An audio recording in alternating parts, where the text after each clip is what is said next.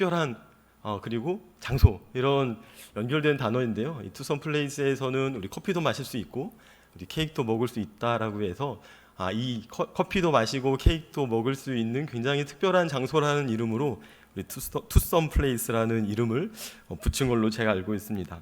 특별한이라는 단어가 있는데요. 썸이라는 단어를 사용합니다. 그래서 특별한 장소는 some place라고 하고요. 특별한 사람은 somebody, someone이라고 이야기하고 그리고 특별한 일은 something이라고 이야기를 합니다. something의 반대는 nothing이고요. 그리고 somebody의 반대는 nobody라고 해서요. 특별한 사람, 특별하지 않은 사람 이렇게 구분을 하는데요. to some place라는 장소 이름도 굉장히 특별한 공간, 특별한 장소라는 의미들을 담고 있어서 여기 오시는 분들은 특별한 분들입니다. 이 특별한 장소에서 특별히 마련한 커피도 드시고 특별히 마련한 또 케이크도 드시면서 편안한 시간들을 좀 보내주십시오라는 이름으로 to some place라는 이름을 지은 걸로 알고 있습니다. 우리 바울 형제가 디저트 카페를 잘 만들었는데요. 거기도 많은 사람들에게 굉장히 특별한 공간이 되고 차도 마시고 그리고 디저트도 먹을 수 있으면 좋겠다라는 생각들을 바울 형제를 생각하면서 해봅니다. 특별한 일이 일어나는 특별한 장소에 대한 말씀을 오늘 나누려고 하는데요. 우리 집사님들에게도 권사님들에게도 장로님들에게도 내 인생에 굉장히 특별했던 그 공간, 특별했던 장소가 있을 거라고 생각이 듭니다. 어떤 장소가 나에게 특별한 장소가 되는 이유는 그 장소에 얽힌 스토리, 그 장소에 얽힌 사연들이 있을 때 그 장소는 특별한 장소가 됩니다.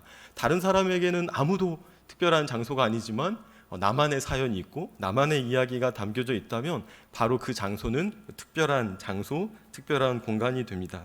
저에게 있어서도 굉장히 특별한, 너무너무 특별한 투썸 플레이스가 있습니다. 토평 IC를 조금 못 간 삼거리에 주유소가 있는데요.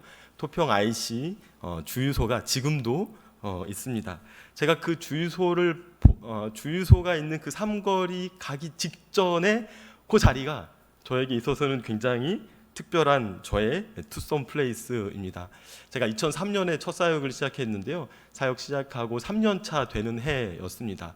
7월의 마지막 월요일이었고요. 우리 청소년 친구들과 함께 수련회를 가기 위해서 아침 9시에 교회에서 청소년들과 선생님들과 수련회를 출발하기 위해서 같이 모였습니다. 비가 억수같이 아침부터 내리기를 시작했고요. 지입차로 빌린 24인승 미니버스의 기사님도 이렇게 비가 많이 오는데 출발하실 겁니까? 라고 저에게 물어보시더라고요. 학부모님들도 여러분이 전화를 하셔서 비가 많이 오고 있는데 출발이 가능할까요? 이렇게 물어보시더라고요.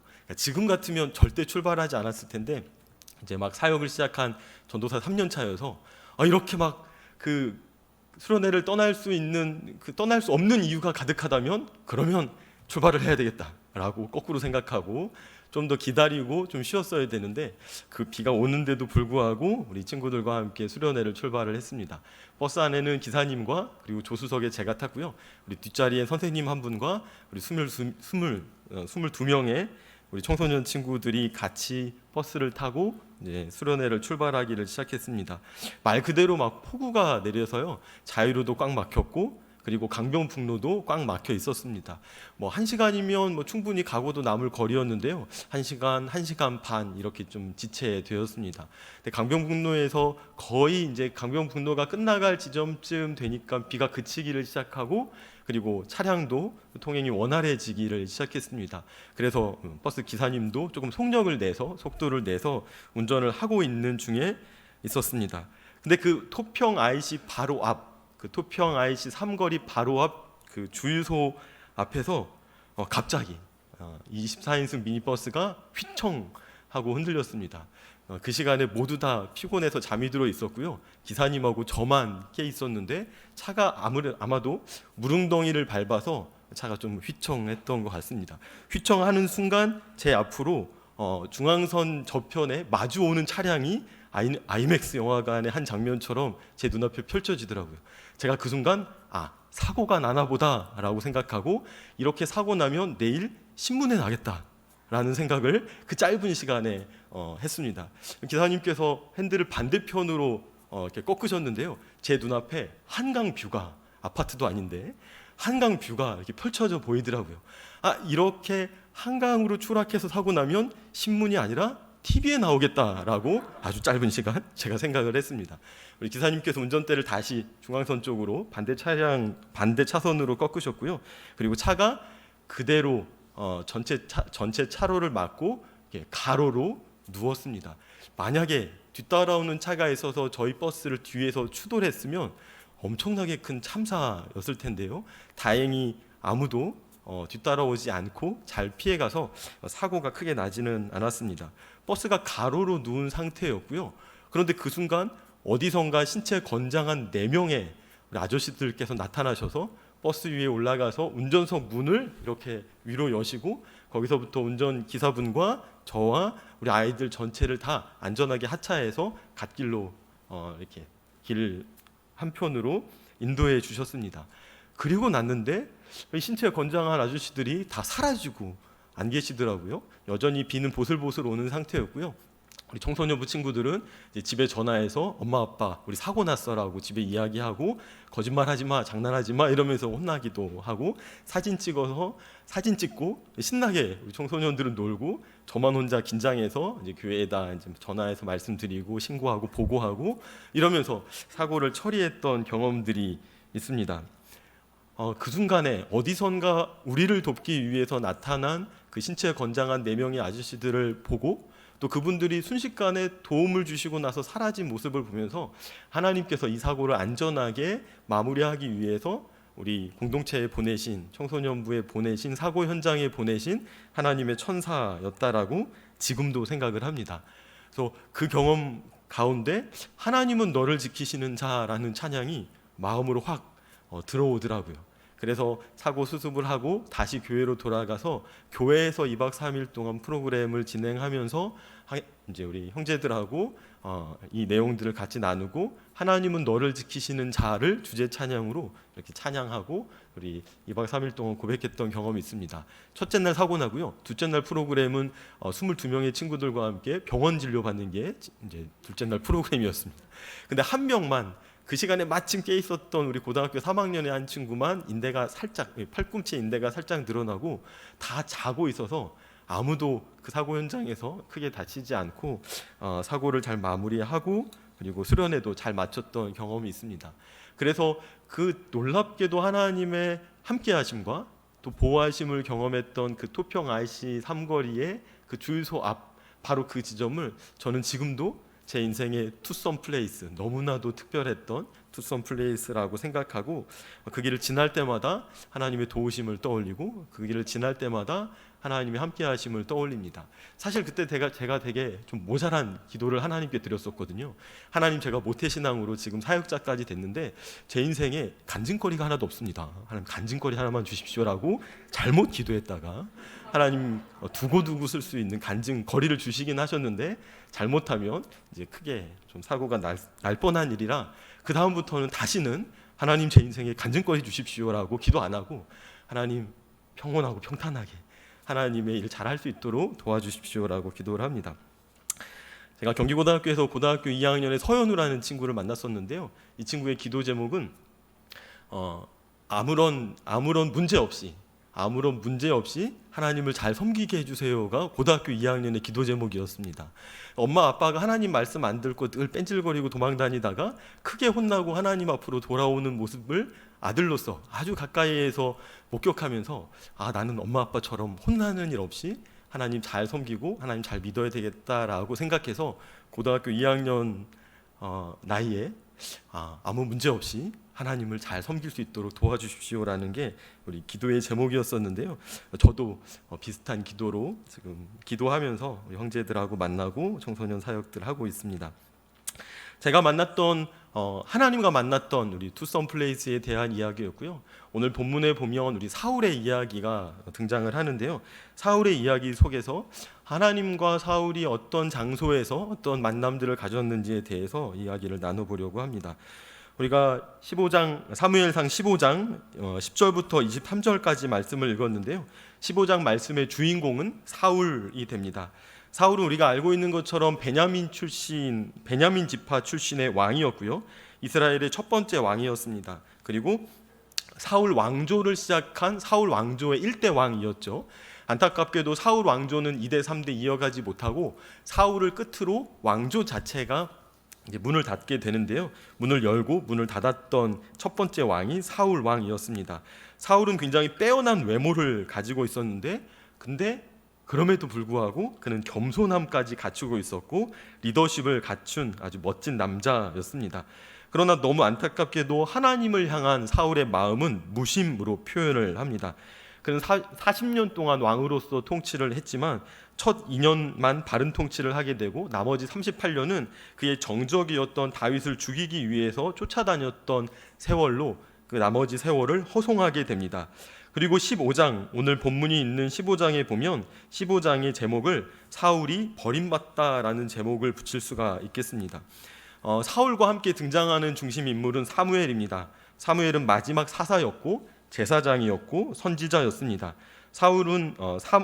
사무엘은 사울에게 기름을 부어서 이스라엘의 초대 왕을 세웠던 사람이었습니다. 15장 1절은 이렇게 말씀합니다. 사무엘이 사울에게 여호와께서 나를 보내어 왕에게 기름을 부어 그의 백성 이스라엘 위에 왕으로 삼으셨은즉 이제 왕은 여호와의 말씀을 들으소서라는 말씀으로 15장이 시작을 하게 됩니다. 강조점은 이제 왕은 여호와의 말씀을 들으소서라는 것이었습니다. 들으소서라는 말씀은 마치 청유형이나 권유처럼 들리지만 그러나 하나님의 명령이었습니다. 하나님의 명령을 들으라라는 거였고요. 그 명령의 내용은 아말렉을 쳐서 그들의 모든 소유를 남기지 말고 진멸하되 남녀와 소아와 젖먹는 아이와 우양과 낙타와 나귀를 죽이라라는 거였습니다. 이 모든 것을 다 죽이라, 진멸하라라는 명령은 헤렘이라고 이야기를 하는데요. 헤렘은 진멸의 전쟁이었습니다. 헤렘은 전쟁이었습니다. 이 전쟁인데 그냥 전쟁이 아니고 사실 굉장히 끔찍한 전쟁이었죠. 소유를 남기지 않고 모든 소유를 다 없애는 전쟁이었고요. 남자와 여자, 소와 그리고 가축, 젖먹는 아이까지 다 죽이는 그런 진멸의 전쟁이었습니다. 이건 인간의 관점에서 보면 당연히 끔찍한 전쟁인데요. 하나님 편에서 보면 죄를 완전하게 제거하는 심판의 전쟁이었습니다. 이스라엘을 단지 잘 살 수 있도록 돕는, 풍요를 돕는 전쟁이 아니었고요. 이스라엘 가운데 섞여 있는, 그래서 이스라엘 백성들이 접해서는 안 되는 죄를 해결하는 공의의 형벌로서의 헤렘 전쟁이었던 것입니다. 이것을 하나님께서 명령하셨는데요. 이 명령에는 당연히 순종이 뒤따라야만 합니다. 하나님의 명령은 반드시 실행되고 반드시 이루어져야만 하는, 반드시 집행되어야만 하는 그런 명령이었기에 명령은 반드시 순종이 뒤따라야만 했습니다. 사울은 이 명령을 듣고 순종했습니다. 군사들을 모았고요. 그리고 아말렉 사람들을 공격하게 됩니다. 하지만 사울의 순종은 완전한 순종이 아니었고요. 사실은 불순종이었습니다. 이 사울은 아말렉 사람의 왕 아각을 사로잡게 되고요. 칼날로 그의 모든 백성을 진멸하게 됩니다. 사실 모든 백성을 진멸하라는 명령에는 왕 아각까지도 죽여야만 했는데 아각은 사로잡고 나머지 백성들을 다 진멸하게 됩니다. 그리고 모든 소와 양과 가축들을 다 죽이라라고 명령하셨는데 그 명령에 순종하는 것처럼 보였지만 하지만 그의 양과 소의 가장 좋은 것들, 기름진 것과 어린 양, 그리고 모든 좋은 가축들을 다 남기게 됩니다. 그리고 나머지 좋지 않은 것들, 병약한 것들, 연약한 것들을 다 진멸함으로 죽이게 되죠. 하찮고 가치 없는 것들은 진멸하여 없애고, 그리고 좋은 것들, 보기 좋은 것들, 그리고 사용하기에 좋은 것들은 남기게 됩니다. 순종처럼 보이는 행동이었지만 그러나 실제로는 순종하지 않았던 불순종의 모습을 사울이 보여주고 있습니다. 그 결과가 있었습니다. 13절에 보면 사무엘이 사울에게 도착을 해서 이렇게 이야기를 합니다. 먼저 사울이 사무엘에게 원하건대 당신은 여호와께 복을 받으소서, 내가 여호와의 명령을 행하였습니다 라고 대답을 합니다. 굉장히 뻔뻔합니다. 하나님을 향해서 사울의 마음은 사실 무심이었습니다. 명령에 반응했습니다. 그러나 반응은 했지만 명령대로 행동하지는 않았습니다. 그런데도 하나님의 명령을 자기가 행하였다, 순종했다라고 뻔뻔하게 지금 사무엘에게 이야기를 합니다. 사무엘이 사울의 이야기를 듣고 이렇게 대답을 하죠. 내 귀에 들려오는 이 양의 소리와 내게 들리는 소의 소리는 어찌 됨입니까? 라고 묻게 되는데요. 15절에서 사울이 대답을 합니다. 그것은 무리가 아말렉 사람에게서 끌어온 것인데 백성이 당신의 하나님 여호와께 제사하려 하여 양들과 소들 중에서 가장 좋은 것을 남김이요 그 외에는 우리가 진멸하였음입니다 라고 대답을 합니다. 양도 남기고 소도 남겼는데 양과 소를 남긴 주체는 백성이고 무리들이다 라고 이야기를 하고요. 그리고 우리는 이 모든 것들을 다 진멸했다라고 이야기합니다. 왕이었던 사울이 왕과 자신의 일당을 우리라고 묻고요. 그리고 양들을 끌고 오고 소들을 끌고 온 사람들을 백성, 무리라고 이야기하면서 분리하고 있는 모습을 보게 됩니다. 백성 전체를 대표하고 백성 전체를 책임져야 되는 이 사울 왕이 백성과 자신을 분리하면서 하나님께 순종하지 않은 것은 백성들이고 나는 다른 것들을 진멸했다라고 이야기합니다. 아각 왕을 끌어왔음에도 불구하고 좋은 것들을 제사로 드리겠다라고 끌고 왔음에도 살려두었음에도 불구하고 그는 자기가 마치 순종한 것처럼 사무엘에게 이야기를 하죠. 그러자 이 이야기를 들은 사무엘은 심판의 메시지를 전하게 됩니다. 하나님께서 왕을 길로 보내시면서 하나님의 말씀에 순종하도록 하나님의 말씀을 따르도록 했는데 당신은 지금 여호와 하나님의 목소리를 청종하지 않고 탈취하기에만 급해서 여호와께서 악하게 여기시는 일을 행하였습니다. 어찜입니까? 라고 이야기를 합니다. 그러자 왕이 내가 잘못했습니다. 사실은 제 마음속에 하나님께 잘 보이고 백성에게 잘 보이고 싶은 마음이 있어서 잘못했습니다 라고 즉각적으로 반응하고 회개했으면 참 좋았을 텐데 왕은 그렇지 않고 변명을 일삼게 됩니다.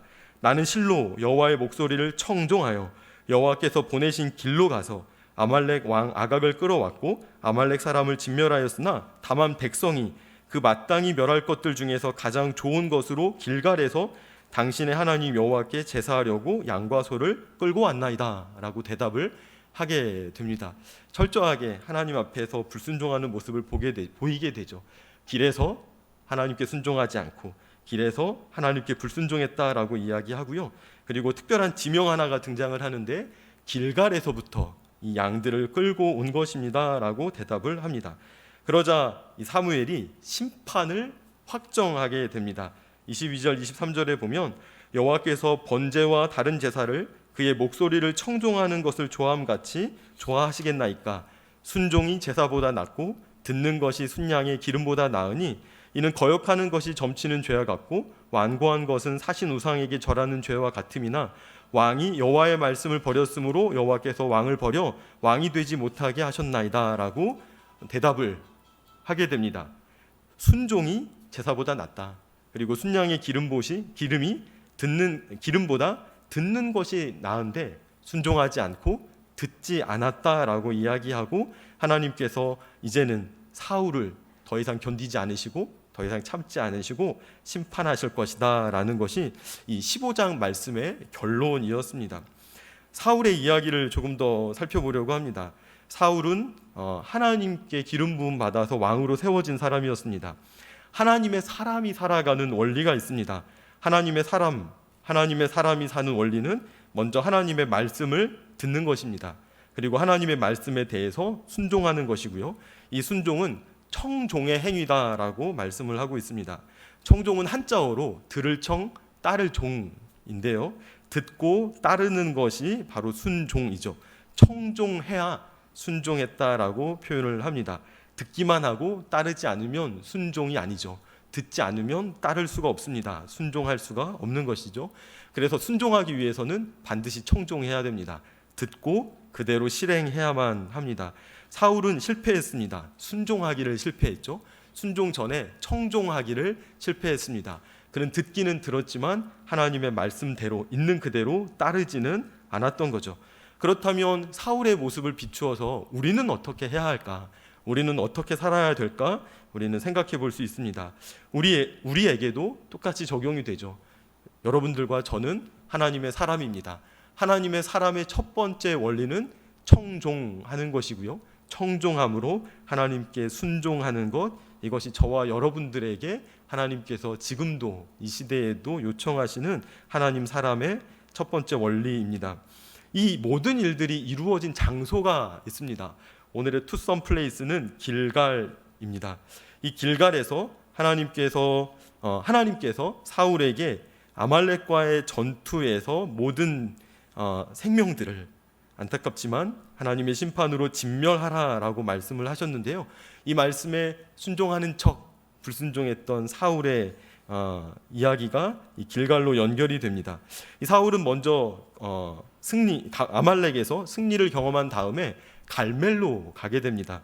그리고 갈멜에서 자기를 위해서 기념비를 세우죠. 그리고 발길을 돌려서 길갈로 내려가게 됩니다. 드디어 사울이 길갈로 오게 되었는데요. 길갈에 있었던 사울은 영적으로 굉장히 둔한 사람의 전형을 보여주고 있습니다. 이 길갈에서 사무엘을 만나게 되는데, 길갈에서 사무엘을 만난 자리에서 하나님의 말씀을 청종하는 것이 제사보다 더 중요합니다. 당신은 하나님의 말씀을 청종하지 않고 순종하지 않았기 때문에 이제 왕권을 당신에게서 다른 사람에게로 옮길 것입니다 라는 심판의 메시지를 이 길갈에서 듣게 되었던 거죠. 근데 길갈에서의 이런 경험은 사울이 처음이 아니었습니다. 오늘 15장에서 2장 앞으로 돌아가면 사무엘상 13장이 나오는데요. 13장은 사울이 왕이 된 지 두 번째 해 2년 차의 일을 기록하고 있습니다. 블레셋과의 전쟁이 있었습니다. 그 전쟁터가 바로 길갈이었었는데요. 이 길갈에서 블레셋과 지금 대치 상황 가운데 있었습니다.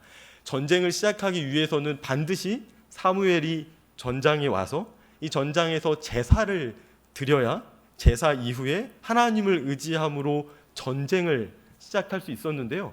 오기로 한 날짜가 지나도 사무엘이 오지를 않는 거였습니다. 백성들의 사기는 다 떨어졌고요. 그리고 백성들은 뿔뿔이 흩어져서 자기 집으로 돌아가기를 시작했습니다. 사울은 당연히 그 마음이 불안해졌고요. 그리고 조급해졌습니다. 그래서 제사장 사무엘을 대신해서 자기가 제사를 드리게 되는데요. 꼭 이런 일들의 결론은 제사를 드린 바로 그 시간에, 바로 그 자리에 아주 늦게 사무엘이 도착을 하게 되는 거죠. 도착한 사무엘이 자신을 대신해서 자기의 의무도 책임도 권한도 역할도 아닌 제사를 드리고 있었던 사무엘을 보면서 굉장히 마음이 상하고 또 하나님의 말씀을 전하게 됩니다. 여기서 제사를 드리지 말았어야 하는데 이제 하나님을 신뢰하지 않고 제사를 드렸던 사울을 책망하게 되죠. 이 책망이 그대로 이제 사무엘상 15장으로 연결이 되면서 똑같은 장소 길갈에서 하나님의 말씀을 듣고 심판의 메시지를 들은 이후에 그는 왕권을 잃어버리는 일들을 우리 예언으로 듣게 됩니다. 길갈의 이야기였고요. 이 길갈은 한 번 더 그 앞으로 돌아가서 사사기 4장에 기록이 되어 있습니다. 이스라엘 백성이 요단강을 건넜습니다. 그리고 처음 주둔한 지역이 바로 길갈이었던 거죠. 요단강을 건넌 후에 요단에서 올라와서 여리고 동쪽 경계인 길갈에 이스라엘 백성들이 진을 치게 됩니다. 그리고 요단강을 건너오면서 그 강 바닥에서 12개의 돌을 한 지파가 하나씩 가지고 나오게 되는데요. 그 돌 12개를 길갈에 세우게 됩니다. 그리고 하나님께서 이스라엘 백성들을 요단강을 건너서 그 가나안으로 입성하게 하셨다라는 것을 기억하게 되죠. 그리고 그 12개의 비석을 세워놓고 이렇게 여호수아가 이야기를 합니다. 이 비석에 대해서 우리 자녀들이 묻거든 뭐라고 대답해 주어야 합니까? 라고 묻게 되죠. 그러자 여호수아는 이 길갈에서 하나님께서 이스라엘 백성들을 애굽에서 출애굽시키시고 그리고 모압 평지에 머물다가 요단강을 건너서 들어오게 하셨다라는 하나님의 일하심과 하나님의 역사하심을 알려주어라, 교육해라라는 교육의 도구로서 길갈에 12개의 기념비를 세우게 됩니다. 그 길갈에서 행했던 또 하나의 사역이 있었습니다. 길갈에서 이스라엘 백성들이 할례를 받게 되는데요. 할례를 받으면 남자는 전투력을 상실한 채로 일주일 정도 시간을 보내야만 했는데 이런 일을, 즉 할례 받는 일들을 해야만 했다면 당연히 이스라엘 백성들이 요단강을 건너기 전에 모압 평지에 머물러 있으면서 할례를 받고 거기서 완전히 회복된 이후에 요단강을 건너서 가나안 백성들과 만나서 전투를 시작해야 되는 그것이 전략적으로 맞는 일이었지만 어찌된 일인지 하나님께서는 요단강을 건넌 이후에 길갈에 머물면서 할례를 받도록 하신 거죠. 당장이라도 외적들이 적군이 침입해 들어오고 공격하면 진멸당할 수 있는, 몰살당할 수 있는 환경을 하나님께서 일부러 마련하시면서 그곳에서 할례를 받게 하고 그리고 12개의 기념비를 세우면서 이스라엘 백성들이 하나님을 신뢰하는 백성으로서, 하나님을 의지하는 백성으로서의 정체성을 가지게 하십니다. 백성들이 이렇게 이야기할 때 뭐라고 우리가 이야기하면 좋을까요? 라는 질문에 하나님은 이렇게 대답을 하시죠. 이 길갈에서 애굽의 모든 수치가 다 굴러갔다. 애굽에서 겪었던 모든 그 수치들이 다 사라지게 되고 이제는 하나님의 영광으로 가득 채워졌다라는 이스라엘 백성의 정체성을 확인하게 하셨습니다. 더 이상은 애굽의 백성이 아니라, 더 이상은 가나안으로 오는 길에 추격당했던 연약한 이스라엘 공동체가 아니라 이제는 하나님께서 왕으로 통치하시고 다스리시는 나라의 영광스러운 이스라엘 백성이다라는 사실을 이 길갈에서 이스라엘 백성들에게 말씀을 하셨죠. 수치는 사라지고 영광을 경험하는 기념비적인 장소로서 이 길갈이 이스라엘 공동체 전체의 상징처럼 자리매김하게 됩니다. 그리고 많은 사람들이 여호수아 시대부터 시작해서 비록 사사기 암흑기를 보내는 중에도 이 길갈은 여전히 중요한 장소였고요. 여전히 이스라엘 백성들에게 투썸 플레이스였습니다. 사울이 왕으로 기름 부음 받았을 때도 이 길갈은 굉장히 중요한 장소였는데요. 심지어 이 길갈에서 사울이 왕으로 기름 부음 받아서 세움을 받게 됩니다. 그렇게 중요했던 길갈에서 더 이상의 수치는 사라지고 하나님의 영광을 경험했던 길갈에서 사울 왕이 바로 그 길갈에서 하나님의 영광을 얻었음에도 불구하고 그는 길갈에서 두 번의 실패를 경험하게 되는 거죠. 그가 영적으로 예민했다면, 그가 영적으로 깨어있는 사람이었다면 첫 번째 길갈에서 실패하지 않았을 겁니다. 혹 첫 번째 길갈에서 실패했을지라도 두 번째 길갈에서는 그는 실패를 역전시키고 다시 하나님 앞에서 신실한 왕으로, 신실한 하나님의 백성으로 다시 자신의 삶을 회복했을 것입니다. 그러나 너무나도 안타깝게 영광이 가득한 그 길갈에서 사울은 첫 번째 수치를 경험하고요. 그리고 아말렉과의 전쟁에서 두 번째 수치를 경험하면서 결국 수치스러운 왕으로 그의 왕권을 마무리하게 됩니다. 하나님은 우리가 수치 가운데 살아가지 않기를 원하십니다. 아니, 영광 가운데 살아가길 원하시죠. 하나님의 백성이라는 정체성을 가지고 영광을 누리며 살아가기를 원하십니다. 하나님에게 충성스러운 신하라는, 하나님 왕이신 하나님을 섬기는 신하로서 영광 가운데 살아가기를 원하시고요. 아버지이신 하나님을 섬기는 왕의 자녀로서 우리는 수치가 아니라 영광 가운데 살아가기를 우리 하나님께서는 원하고 계십니다. 우리가 살아가는 삶의 모든 자리가 길갈이기를 바랍니다. 여러분들이 머무는 여러분들의 집이 길갈이기를 바라고요. 여러분들이 일하는 사업장과 회사와 직장이 길갈이기를 원합니다. 여러분들이 매 주일 예배하는 이곳이 여러분들이 또 우리가 함께 영광을 누리는 길갈이기를 원하고요. 여러분들이 집으로 돌아가는 그 길도 길갈이기를 원하고요. 여러분들이 아침에 일어나서 사업장으로, 회사로, 직장으로, 그리고 사역의 자리로 가는 그 길도 길갈이기를 원합니다. 그리고 하나님의 수치, 세상의 수치가 아니라 하나님의 영광을 누리면서 살아가는, 영광의 자리에서 살아가는 우리 저와 성도님들이 되시기를 우리 주님의 이름으로 축원합니다. 우리의 삶이 수치스럽다면 하나님 앞으로 돌아가기를 바랍니다. 하나님께 올라가기를 바랍니다. 하나님의 산으로 나아가기를 바랍니다. 그러면 우리의 모든 수치를 다 굴려버리시고 다 옮겨버리시고 우리에게 영광을 선물처럼 다시 허락하실 것입니다. 우리가 하나님의 영광을 만났던 첫 자리가, 첫사랑의 자리, 첫 만남의 자리가 하나님의 은혜를 경험했던 자리였을 겁니다.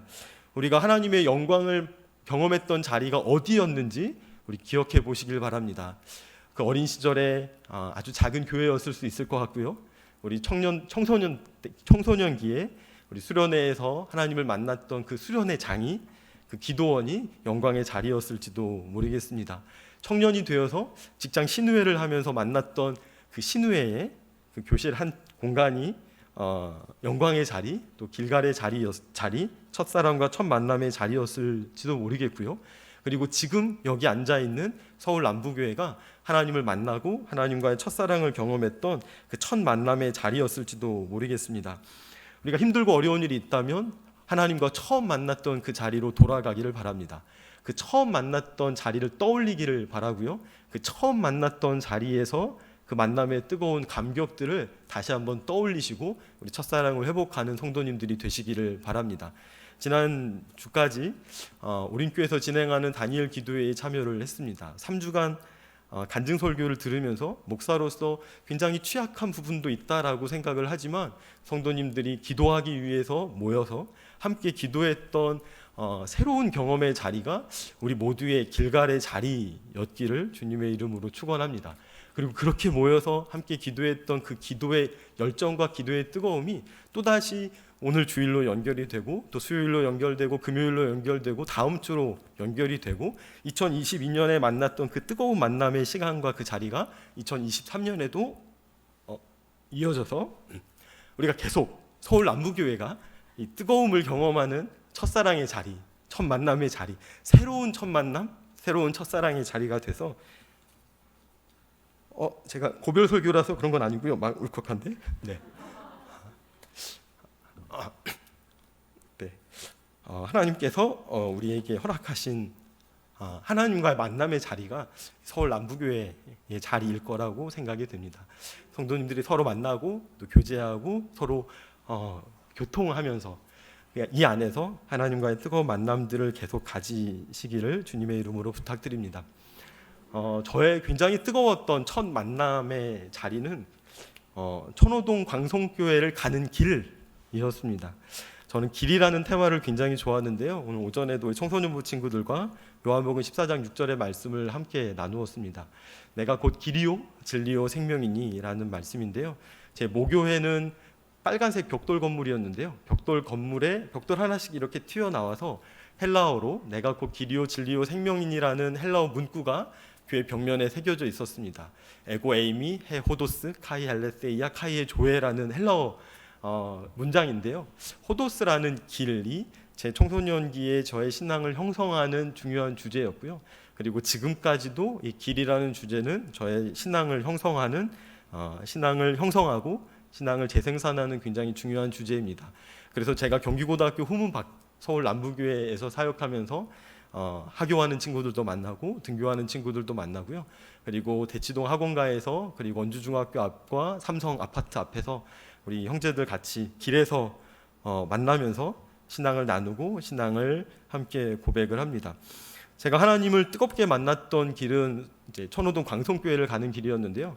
경기고등학교 1학년 때 그때 마침 전국적으로 경배와 찬양 모임이 굉장히 활성화돼서 아주 많은 교회들이 화요일 저녁이나 목요일 저녁마다 경배와 찬양 모임을 이렇게 진행을 했었습니다. 천호동 광성교회 경배와 찬양에 제가 오랫동안 참석을 하고 있었는데요. 목요일 저녁이었는데 학교에서 석식을 먹고 야자를 하기 위해서 도서관으로 갔다가 경배와 찬양에 가고 싶더라고요. 그래서 가방을 싸고 정문으로 이제 내려갔습니다. 정문 이제 고갯길 이제 내리막길로 내려가고 있는데 저 앞에 수희 아저씨가 계시더라고요. 이제 수희 아저씨하고 이렇게 직선으로 마주하고 있다가 수희 아저씨를 피하기 위해서 제가 오른쪽으로 가면 수희 아저씨도 오른쪽으로 오시고 왼쪽으로 가면 또 왼쪽으로 오시고 이렇게 지그재그로 가다가 마주쳤습니다. 어디 가냐 이렇게 물어보시더라고요. 그래서 집에 갑니다라고 대답했더니 안 돼 올라가라고 하시더라고요. 그래서 제가 네 알겠습니다 하고 공손 인사하고 그 길로 바로 뒤로 돌아서 도서관으로 올라와서 도서관을 넘어서 후문으로 내려가고 후문 닫힌 교문을 월담해서 그 다음에 아주 멀리 저 정문 앞에 있는 정류장까지 갔습니다. 거기서 버스를 타고요 잠실역까지 가서 잠실역에서 내려서 천호동 가는 버스로 환승을 했습니다.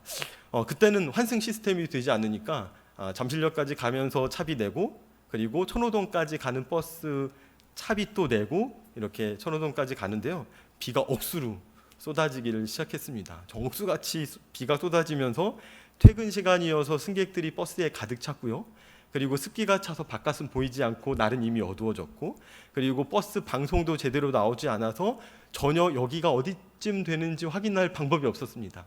근데 느낌이 있잖아요. 느낌이 있어서 이쯤 되겠다라고 생각하고 버스에서 내렸습니다. 버스에서 내리고 봤더니 한 정거장 앞에 내렸고요.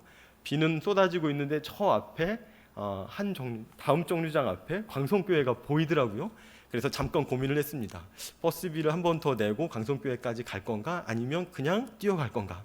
근데 정확하게 집에 돌아올 수 있는 차비가 딱 그 한 번 버스 탈 차비밖에 호주머니 없어서 뭐 더 다른 결정 고민이 없이 버스 가방 끈을 이렇게 쥐고 한 정류장 거리를 최선을 다해서 전속력으로 뛰기를 시작했습니다. 그래도 17살의 청소년이어서 굉장히 빨리 달릴 수 있었거든요. 근데 비를 다 맞은 상태에서 몸에서 물이 뚝뚝뚝 떨어지는 상태로 교회에 들어갔습니다. 근데 교회는 이미 7시가 지나서 안내팀도 다 철수를 하고 아무도 없더라고요. 그래서 2층까지 올라가서 본당 문을 이렇게 열고 본당 안으로 들어갔습니다. 바깥은 비가 막 내리고 있는 상황이었었는데요. 근데 그때 주님 당신은 사랑의 빛 이 찬양을 온 회중이 다 찬양하고 있었습니다. 근데 밖에는 비가 오고 있고 저는 비를 다 맞은 상태였고 본당 문을 열고 들어갔는데 주님 당신은 사랑의 빛이라는 찬양을 막 부르고 있는 중이었었거든요. 근데 갑자기 제 눈앞에서 교회 천장이 이렇게 열리면서 저를 향해서 빛이 이렇게 막 쏟아져 내려왔습니다. 제 인생에 딱 한 번 경험했던 환상이고요.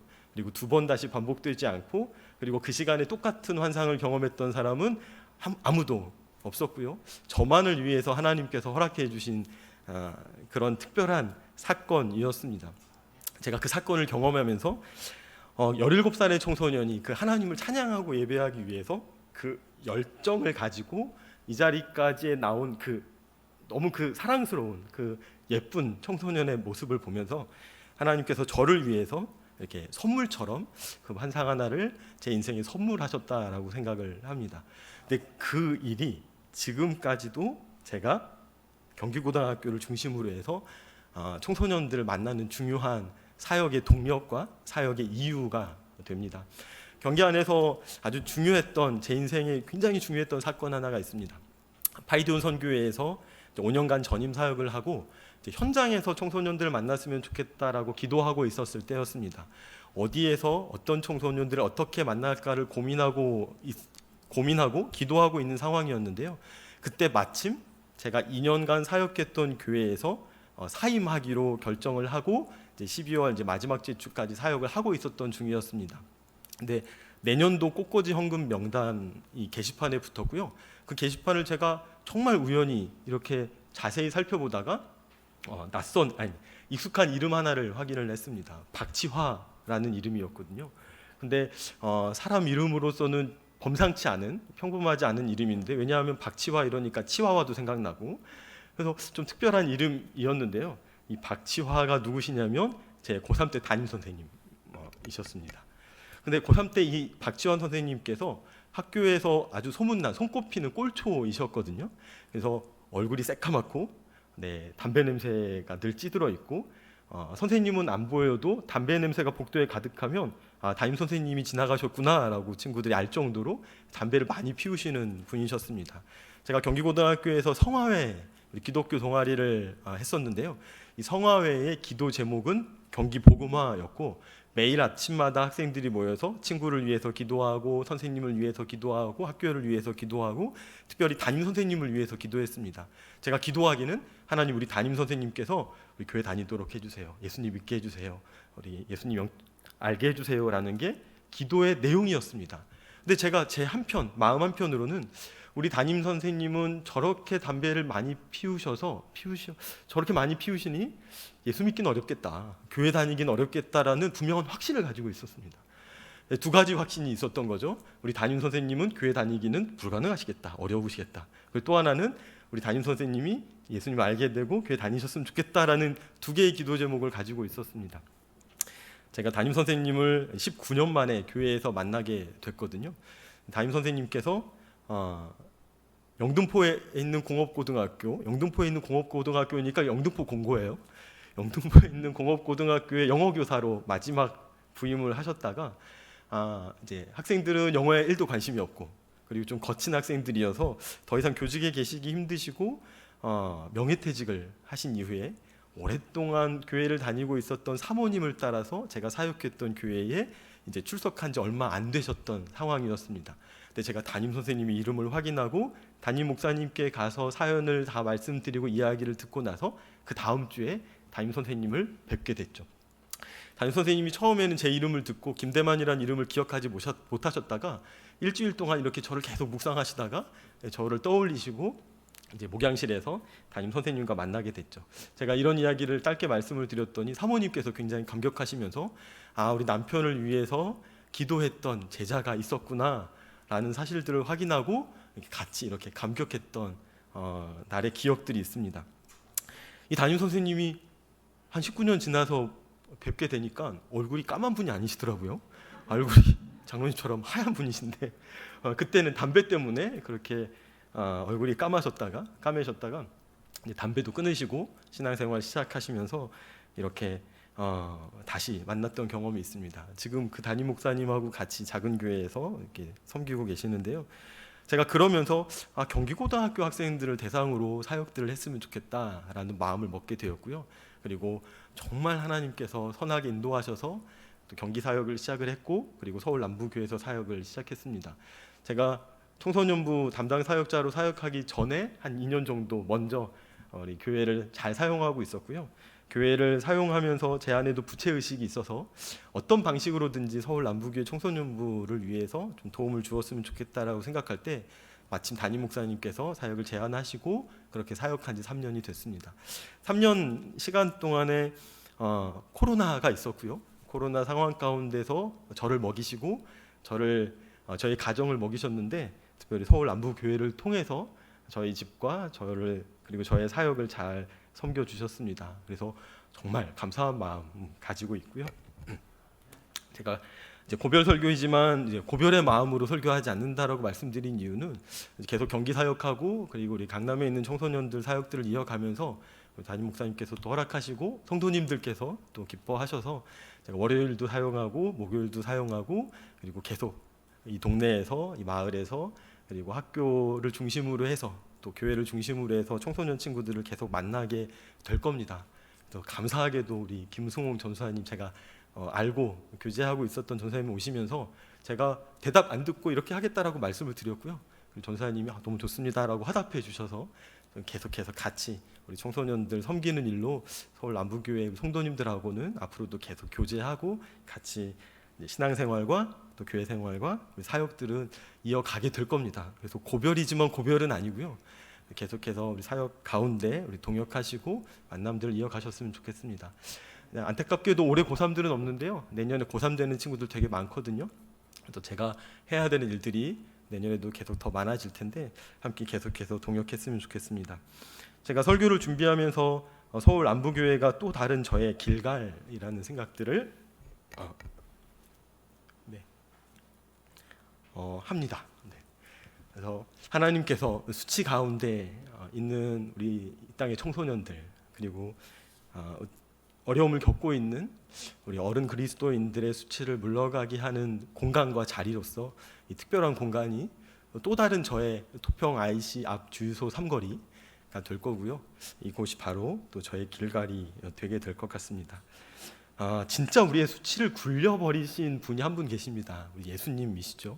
수치 가득한 인생으로 태어나서 수치 가득한 삶을 살다가 수치 가운데 죽을 수밖에 없는 우리를 위해서 대신 그 수치를 짊어지시고 우리에게 영광을 선물로 주신 분이 바로 예수님이십니다. 예수님의 십자가가 세워진 골고다 언덕이 길갈이었었고요. 그리고 그 길갈에서 예수님은 수치를 굴리시고 하나님의 영광을 얻으시면서 수치 가득한 인생을 영광으로 채우시는 일들을 우리 예수님께서 십자가가 세워진 그 골고다 언덕 가운데서 언덕 위에서 하셨던 것들을 기억합니다. 그리고 그 기억이 우리 평생의 기억들이 됐으면 좋겠고요. 우리가 힘들고 어려운 순간마다 예수님의 십자가가 세워진 그 골고다 언덕으로 돌아가길 바라고요. 그 골고다 언덕 위에서 우리를 위해서 사랑을 표현하시고 사랑을 베푸셨던 그 사랑을 경험했던 우리 각자 여러분들의 인생의 길갈들을 기억하시고 그 길갈들을 늘 기쁨으로 우리 방문하고 찾아가서 하나님과의 만남과 교제와 그 영광들을 누리면서 살아가는 성도님들이 되시길 바라고요.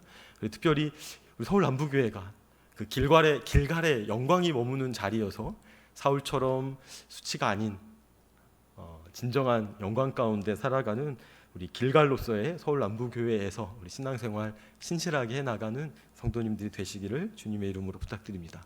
기도하겠습니다. 하나님 참 고맙습니다. 하나님 사울의 인생 여정들을 살펴보면서 그가 길갈에서 2번의 수치를 경험했던 것들을 보게 됩니다.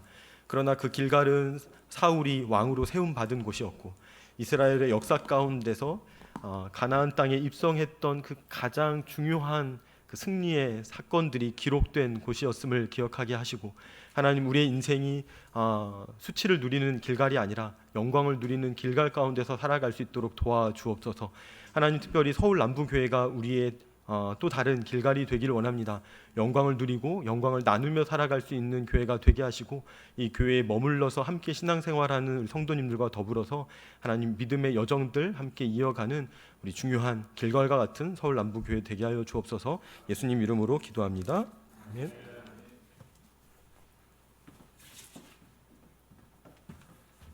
네, 감사합니다. 우리 임대환 목사님은 선배 목사님, 아는 선배 목사님이 장안동 있죠, 장안동에서 이제 교회를 개척한 지 한 4년 됐어요. 4년 됐는데 거기에 이제 청소년 사역을 와서 좀 도와주면 좋겠다. 그래서 이제 그쪽에 다음 달부터 가서 이제 타역하게 됩니다. 그 장안동에 가셔서 청소년 사역을 통해서 거기가 길갈이 되고 청소년들의 많은 수치들, 열등감, 공부에 찌들리고 있는 이러한 아이들의 수치를 하나님의 영광으로 바꾸는 귀한 사역을 잘 또 감당하시고 또 새로 오신 우리 김승홍 전사님도 우리 교회에서 참 이 귀한 사역, 그래서 오늘 말씀처럼 참 길갈의 귀한 역사가 우리 김승홍 또 전사님을 통해서 많이 있기를 기도합니다. 이제 다 같이 자리에서 일어나셔서 우리 찬송가 433장 찬송하겠습니다.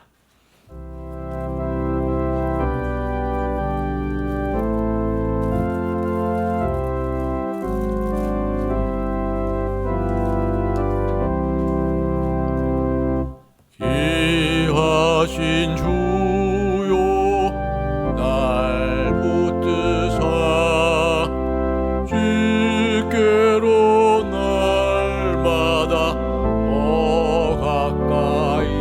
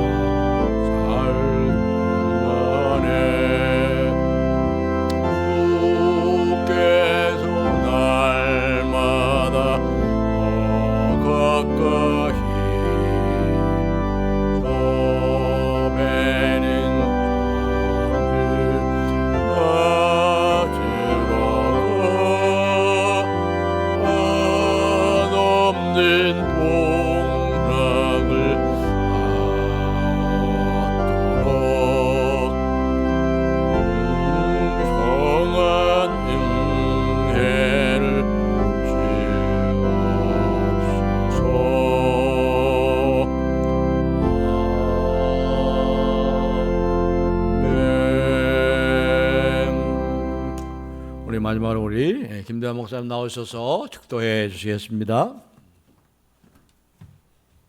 축도하겠습니다. 지금은 우리 주 예수 그리스도의 은혜와 하나님의 무한하신 사랑과 성령님이 함께하시고 교제하심이 서울로 안부교회 성도님들 머리 위에 지금부터 영원토록 함께 있을지어다. 아멘.